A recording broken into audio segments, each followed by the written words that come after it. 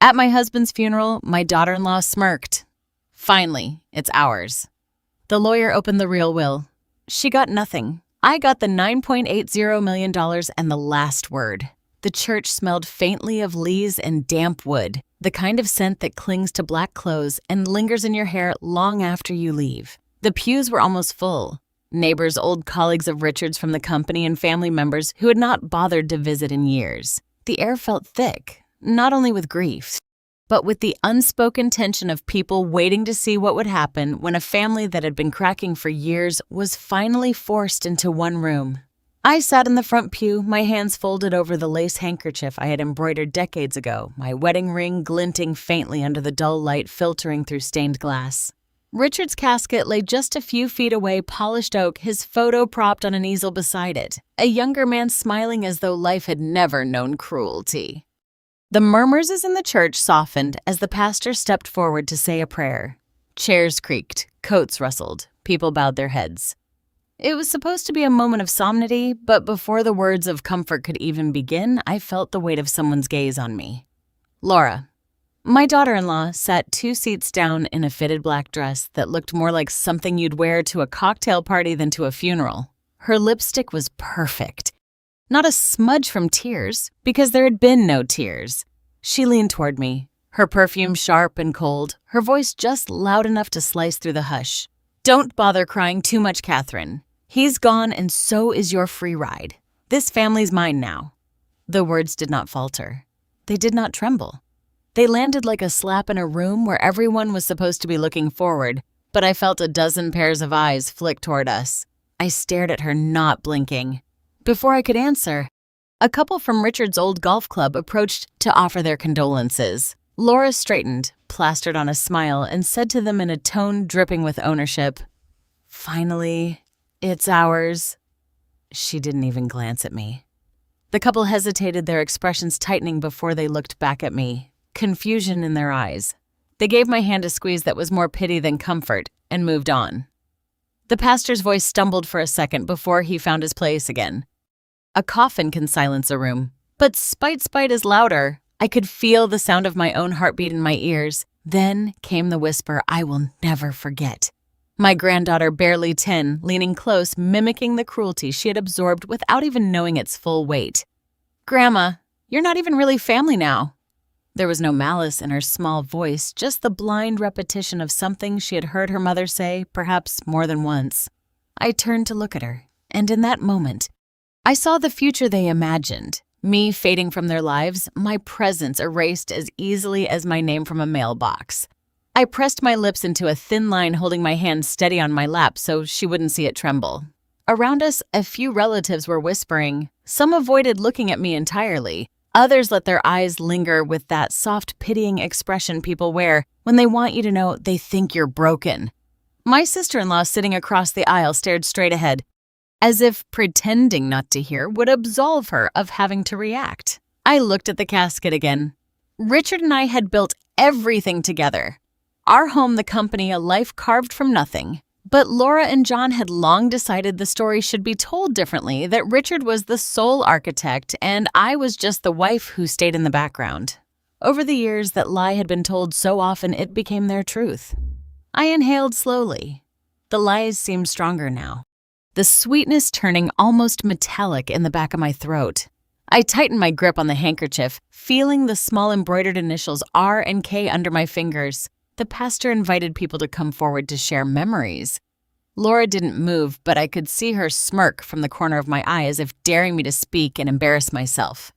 I stayed seated. I knew better than to give her that satisfaction here. As people spoke about Richard's business deals, his charity work, his golf swing, I kept my face composed. No one mentioned the nights I stayed up balancing ledgers when the company nearly went under. No one spoke about the day I pawned my engagement ring to cover payroll. That was fine. Some truths are not for public eulogies. A hand touched my shoulder. It was Father Matthew, murmuring something about strength. I nodded. I could feel Laura's gaze still on me, waiting for me to cry to shake to make her victory complete. I didn't. Instead, I let a small, cold smile curve my lips. They think this is the day I lose everything. They thought this was my ending. It was only my beginning. I was 24 when I first stepped into a classroom as Miss Catherine Doyle literature teacher at a small high school on the edge of town. I believed in the power of words in the way a story could bend someone's life toward the light. My desk was always stacked with essays, my evenings filled with lesson plans and stacks of books. I had plans for a master's degree, maybe even a doctorate.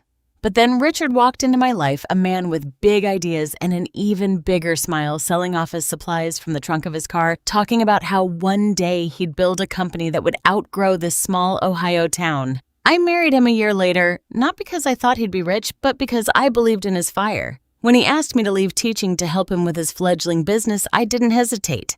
I became his secretary, his bookkeeper, his proofreader, his legal assistant, whatever the moment demanded. I drafted contracts on a typewriter we bought secondhand. I stayed up late balancing ledgers while Richard slept, trusting me to catch every missing cent. I learned to negotiate over the phone, to file legal documents, to push for better terms in supplier contracts. The first few years, our office was a converted storage room with one desk and 2 chairs. The coffee pot was as old as the building, and the heater clanged like an old freight train. When the company finally broke even, Richard credited me in every meeting. "We built this together," he'd say, squeezing my hand. His family respected me then. Holidays at the Doyle house were warm, full of laughter, and my place at the table felt secure. But success is a strange thing. It can make people forget how the foundation was laid. When John married Laura, she was charming, polished, and ambitious. She came from a family that measured worth in net worth. At first, we got along. I even offered her a role in the company, thinking she might bring in fresh ideas. But it wasn't long before I noticed her subtle rewrites of history. She'd introduce Richard as the self-made man who started from nothing without so much as a nod in my direction. At first, I let it slide. Then I overheard her telling a friend, "Catherine, she was just a wife who stayed home and played hostess." Richard did the real work. It hurt, but not as much as hearing my own son repeat it one evening over dinner.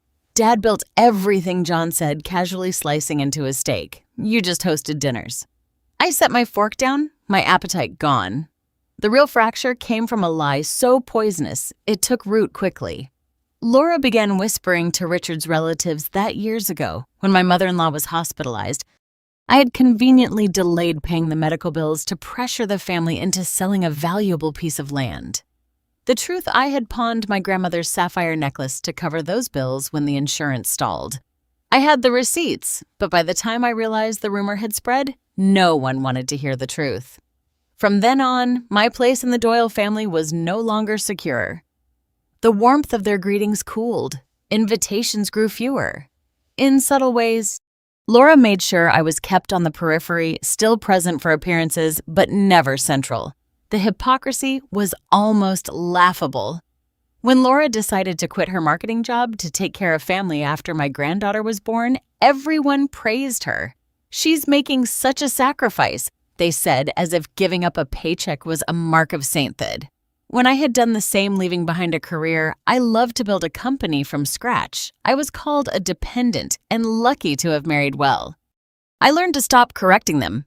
I stopped bringing up my years of work, the contracts I drafted, the all-nighters I pulled when we were still one late invoice away from collapse. Laura had rewritten the story, and John had chosen to believe her. But there are some truths you don't need to defend. Some truths wait quietly, knowing that when the right moment comes, they will speak for themselves. And as I sat at Richard's funeral, listening to Laura claim ownership over a legacy she never built, I knew that moment was coming sooner than she thought. When Richard's health began to decline, I moved into John and Laura's house without hesitation. It wasn't because they begged me. No, they made it sound like an arrangement of convenience. "You'll have your own room, Mom," John had said. "You can help out, keep things running while we focus on work." What he meant was that I would become the unpaid, unthanked staff. From the very first month, my role crystallized. Breakfast. I made it. Laundry. Mine to fold. Groceries. I carried them in and put them away. I scrubbed bathrooms, vacuumed floors, and kept track of the grandchild's school forms. If something spilled, I was the one on my knees with a rag. It didn't matter if my back ached or my hands stiffened in the cold. I was available, and that meant I was responsible. Meals were always the same pattern. I cooked, they ate, and I ate last. standing at the counter picking at whatever was left. At first, I thought it was just habit. But over time, I noticed Laura never once said, "Sit with us, Catherine." She preferred I remain in the background, invisible, useful, but unseen. And the clothes. God forbid I wear anything nicer than my old cardigans or worn skirts. One evening before a small dinner party, Laura passed me in the hallway and said, "Could you maybe change into something a little more muted? That sweater is a bit bright." Muted as in blend in, as in disappear.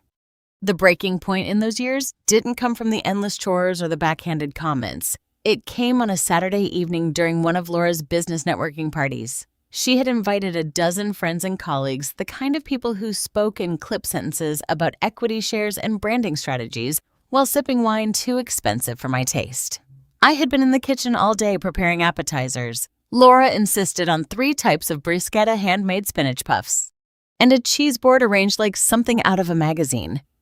My hands smelled faintly of garlic and lemon oil. At some point in the evening, I stepped into the living room to quietly collect empty glasses. A tall man I'd never met before, wearing a navy suit and polished shoes, turned to me with a polite but distant smile. "Oh," he said as if realizing something. "Are you the housekeeper?" For a fraction of a second, the room went silent in my ears. It was as if the words had been drawn in ink and hung in the air between us. I glanced toward Laura, expecting her to laugh and correct him. She didn't. She tilted her head, smiling in that restrained way she used when she was both amused and superior. "She just likes wearing thrift store stuff," she said lightly, then turned back to her conversation about investment portfolios. It was the casualness that cut the deepest, not even a flicker of embarrassment or a second thought. The man nodded, murmured something about "nice to meet you," and wandered off. I stood there holding 2 empty champagne flutes, my smile frozen in place. Inside, something shifted. It wasn't rage, not yet. It was the quiet, steady tightening of a rope I'd been holding for years, realizing I could choose when and how to pull it. I didn't correct him either. Not because it was true, but because in that moment, I understood there was power in letting people underestimate you.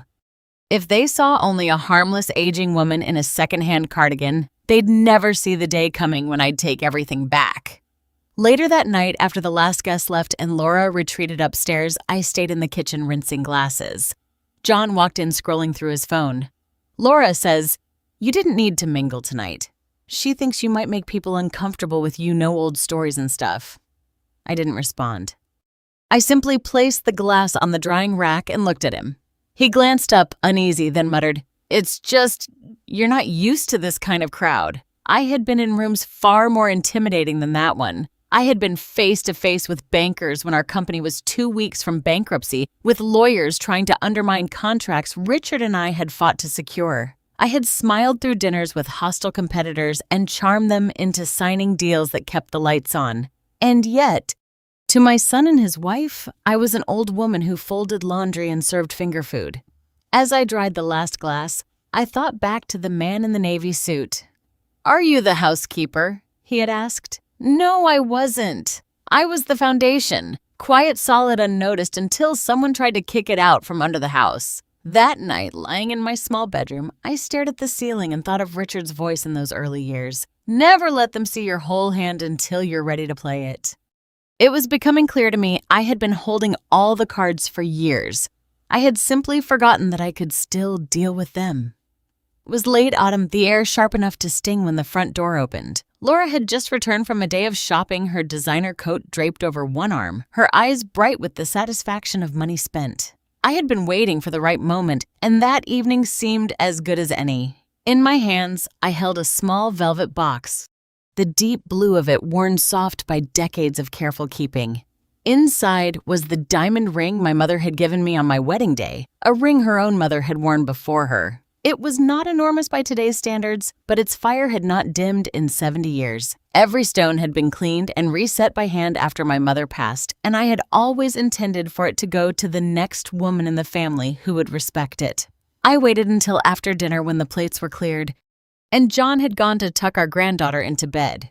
Laura was scrolling through her phone, half listening to the soft jazz humming from the speakers.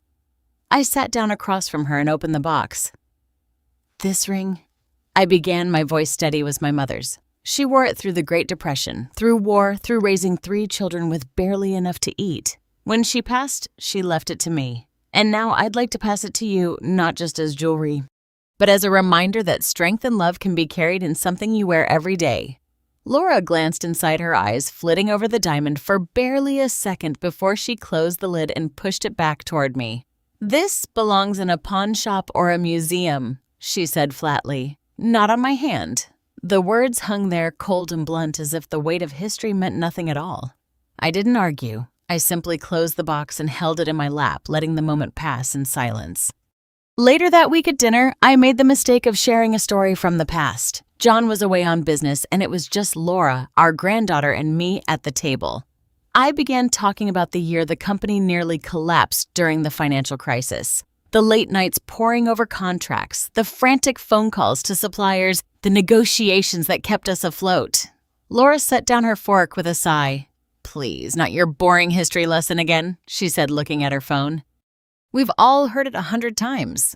I stopped mid-sentence. Our granddaughter looked from me to her mother, unsure whether to speak. I excused myself quietly, leaving the rest of my food untouched.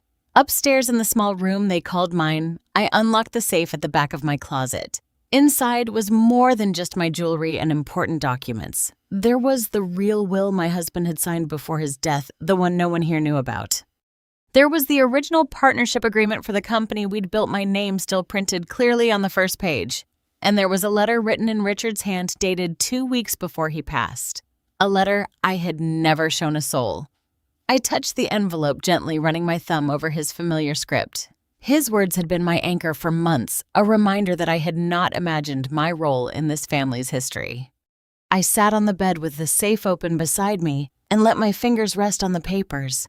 I could still hear Laura's voice echoing from downstairs, that tone of dismissal, as if my entire life could be condensed into boring history. "I once saved this family's fortune," I whispered into the stillness of the room. "Now I'll save my dignity." The decision settled into me like a stone in deep water, silent, certain, irreversible.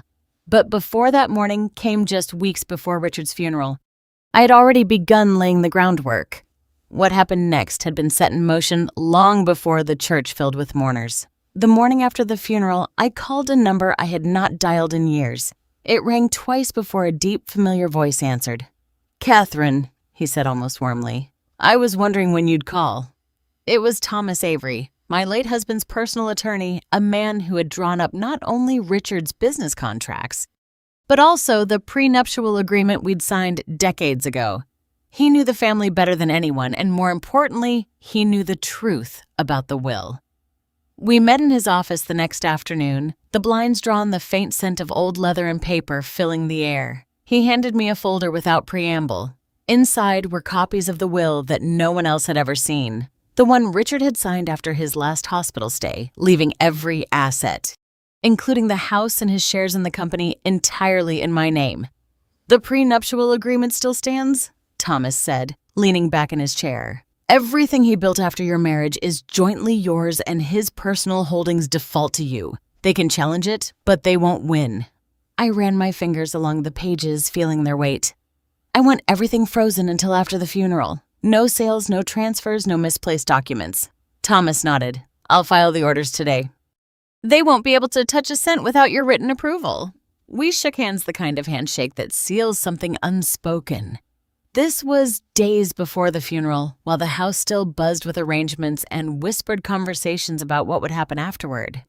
Back at the house, I moved quietly as if nothing had changed. I still made coffee in the morning, still set the table for dinner. But while Laura spent her afternoons in boutiques and John locked himself in his study, I went through every shared file cabinet, every drawer I removed, anything with my name on it, bank statements, company contracts, deeds, stock certificates, and placed them in the small safe in my room. It took 3 days for them to notice. One evening over roast chicken and red wine, John's tone turned suddenly sharp. "Mom, do you know where the company's share certificates went? They're not in the safe downstairs." I dabbed the corner of my mouth with a napkin and looked at him steadily. "I keep important things close," I said, my voice calm, almost conversational. Laura's fork clinked against her plate. John forced a smile, but I could see the flicker of unease in his eyes. "Close?" as in where he pressed. I took a sip of water. Safe, I replied simply. Just safe. No one spoke after that. The rest of the meal passed in an odd, brittle quiet. I could feel their thoughts spinning, the calculations forming behind their polite expressions. They did not yet know exactly what I had done, but they knew enough to be afraid. Later that night, I heard them in the hallway outside my door. Laura's whisper was urgent. She's hiding something. Why else would she take those papers? John muttered. Something I could not catch, followed by the sound of retreating footsteps. I closed my eyes and let the darkness settle around me. They still thought they had time, that their plans were only delayed. They had no idea that by the time they tried to act, the board would already be locked, every piece exactly where I wanted it. It started with a rumor I overheard in the kitchen. A phone call Laura was trying to keep quiet. She was pacing by the sink, her voice low but sharp. Yes, the timing is perfect. We sell the Maple Street property, wire the funds straight into Adam's startup account. He just needs the cash to get through the first round. Mom won't care. She doesn't even remember half of what's in her name. Adam, her younger brother, a man who had never worked a steady job, now suddenly the visionary founder of some app no one could explain without sounding drunk. I kept stirring my tea, my back to her as if I were deaf, but my mind was already moving. That night, I retrieved the file from Maple Street. The deed was in my name, acquired through the prenuptial terms, though they had been operating as if it belonged to the family. Alongside it was a clause my late husband had insisted on years ago. In the event of any attempted sale without my written consent, I had the right to freeze the property indefinitely through a legal dispute claim. The next morning, I walked down to the little copy and fax store on Main Street. The clerk, a young man with hair like a haystack, helped me feed the papers into the machine. My fax went to 3 places: the holding bank, the county records office, and the real estate brokerage Laura had quietly contacted. The cover sheet was simple and direct. Property under legal dispute. All transactions without owner's consent are unlawful and subject to civil penalties. By lunch, the calls began. The brokerage wanted clarification. The bank wanted verification. The county clerk confirmed receipt and said the freeze was already filed in the system. At 3:12 p.m., my phone rang. An unfamiliar number, but the voice was instantly recognizable. Angry, nasal and young. "You just killed our deal," Adam snapped. "Do you know how much you've cost me?" This was going to change everything. I let a beat of silence stretch long enough to sting. "Everything," I asked lightly. "Like the property that doesn't belong to you." He swore something crude and lazy, then hung up. That evening, Laura stormed in her face, a theater mask of righteous fury. "Why would you do this? It was for family." I met her gaze evenly. So was keeping that property.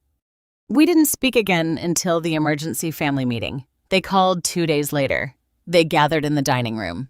John, Laura, her brother Adam, and to my faint surprise, Thomas Avery, my lawyer. A few other relatives sat in the corners there, more for spectacle than support. Laura started, her voice trembling but loud. "We have a serious problem. Maple Street can't be sold because someone," she all but spat the word, "filed a dispute. That someone is sitting right there." She jabbed a finger toward me. Thomas adjusted his glasses and turned a page in his folder. "Before we go any further, I think we should clarify a basic point. Who is the legal executor of the estate and the current legal owner of the contested properties?" The room went still. John glanced at Laura. Laura glanced at Adam. Adam stared at the table. "Well," Thomas pressed, his voice mild but relentless. Finally, John muttered, "She is." Thomas smiled faintly, closed his folder, and leaned back. "Then the matter is settled. The freeze stands. Any attempted sale would be fraudulent. You'd be liable for damages." No one argued. The weight of the law hung in the air like smoke. I sat quietly through the rest of the meeting, listening to their halting excuses and half-formed complaints. But beneath their frustration, I could see it, that tiny, dawning fear. It was not the noise of confrontation that broke them. It was the silence of a door closing, quietly with a lock they could not pick. When I rose to leave, my chair scraped against the hardwood. I smoothed my skirt, offered a polite nod to the room, and walked out. My heels clicked down the hall, each step a reminder. They had thought I was powerless. Now they knew better. Later that same day, during the very funeral service I had been preparing for in silence, the minister closed his Bible and stepped aside. The funeral service for my husband, Richard Doyle, had been as solemn as a small-town Ohio church could make it. Had chosen not to speak during the service itself. I had said my goodbye to Richard in private, not in front of people who would rather see me gone. After the final hymn faded and people began to shift in their seats, the minister closed his Bible and stepped aside. That was when a tall man in a charcoal suit walked to the front. The moment he appeared, my son John's head snapped toward him. Laura's lips curved into the kind of smile you give when you are certain you're about to be proven right.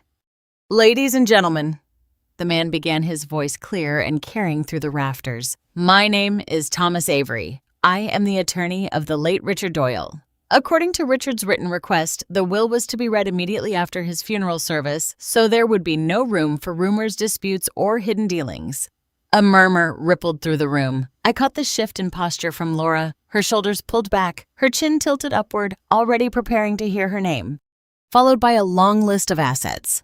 I sat still, hands folded neatly over my gloves, as if I were just another mourner here to watch the formalities. Thomas opened a heavy leather folder, the kind that spoke of old money and older truths, and began to read.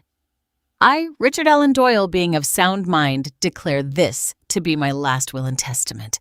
Laura's eyes glistened not with grief, but with anticipation. "To my beloved wife, Catherine Doyle."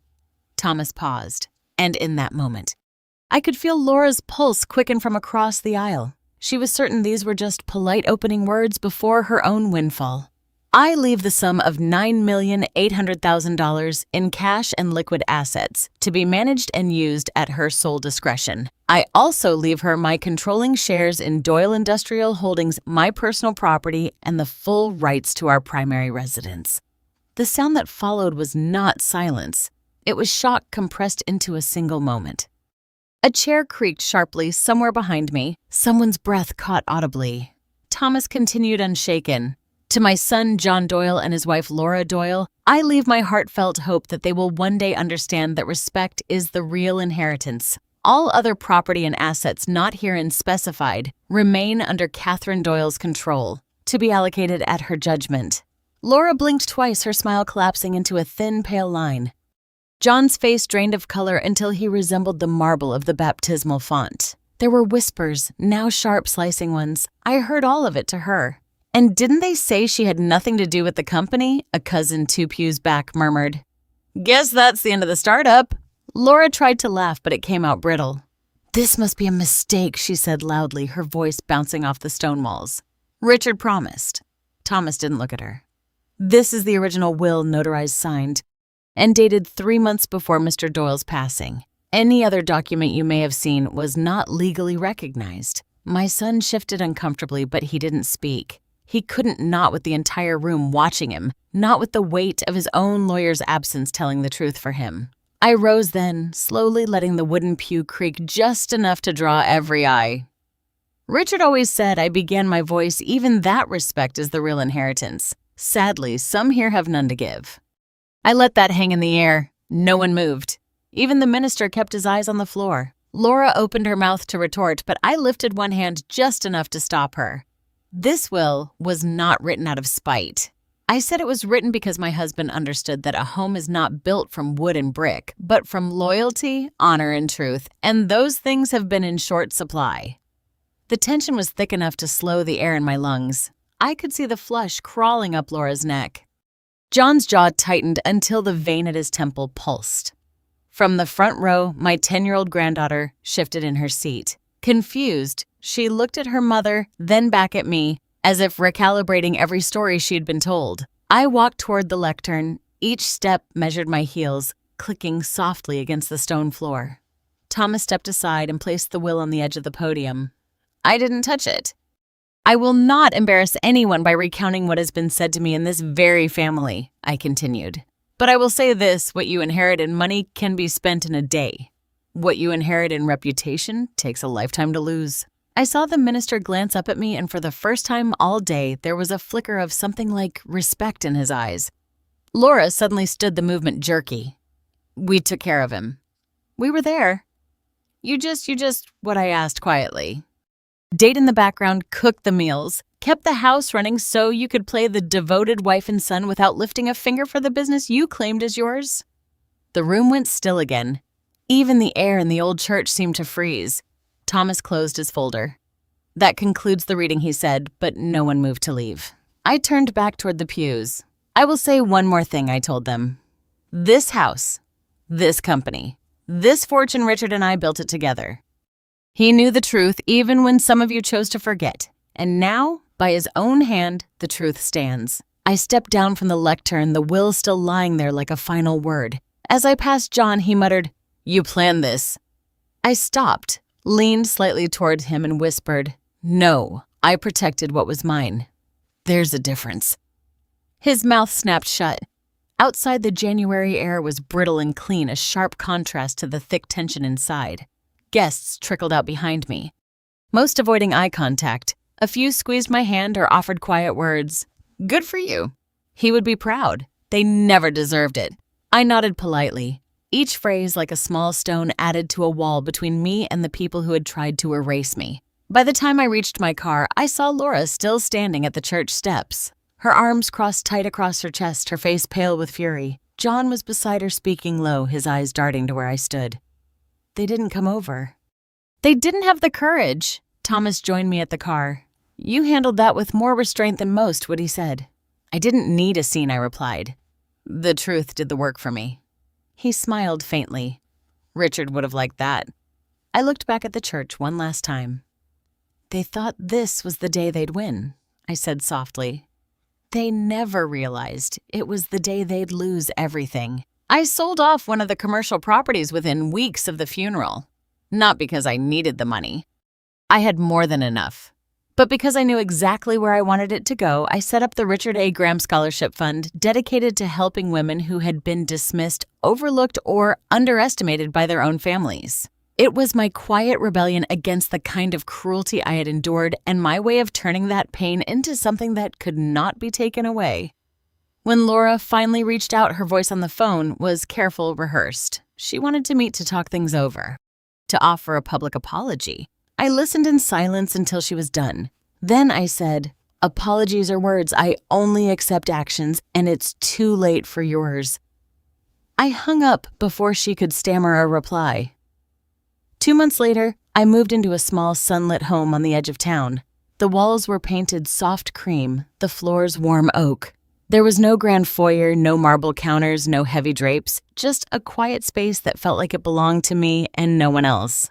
I filled it with my books, a few framed photographs, and the sound of my own choosing. Jazz in the morning, silence in the afternoon, the wind through the back garden at night. For the first time in years, I woke up without someone's demands waiting on the other side of my bedroom door.